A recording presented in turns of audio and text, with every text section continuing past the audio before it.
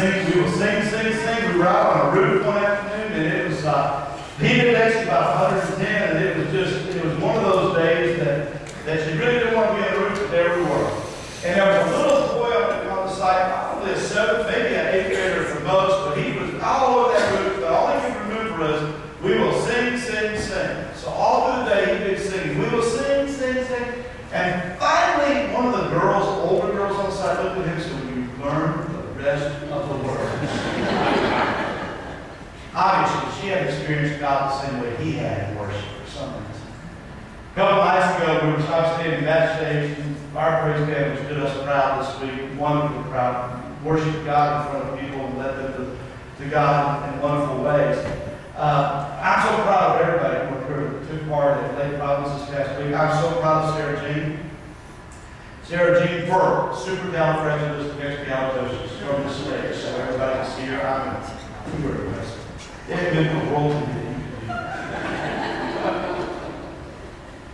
You gotta say, she's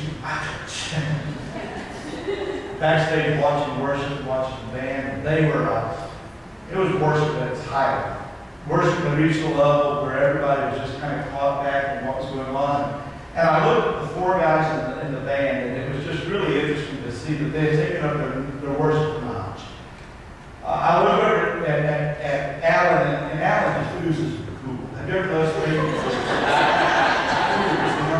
And he's over there, and normally when Alan plays, he'll just kind of be cool. But I looked at him, and he's foot. Being cool at the same time. I looked over at Matt, and Matt had just got lost. So the first time people said, "Just play the drums, buddy. Don't worry about how loud it is. Don't worry about anything else. You just play the drums and worry about it." And I looked over at Matt, he wasn't doing this and and his drums were moving away from him. It didn't bother him. He was just playing, and he was caught up in worship. And I looked at Justin and Justin, well, he had a short life. Justin just played, but he couldn't decide whether he wanted to play the song or praise Jesus, because he played and he did this. He put his hand up and prayed. And I thought, my gosh, I'm so confused. And he was just singing everything that was going on. I looked over at Jim. Picture this for a moment. He's got short pants on first. That's what he's got, and his legs are nothing to look at.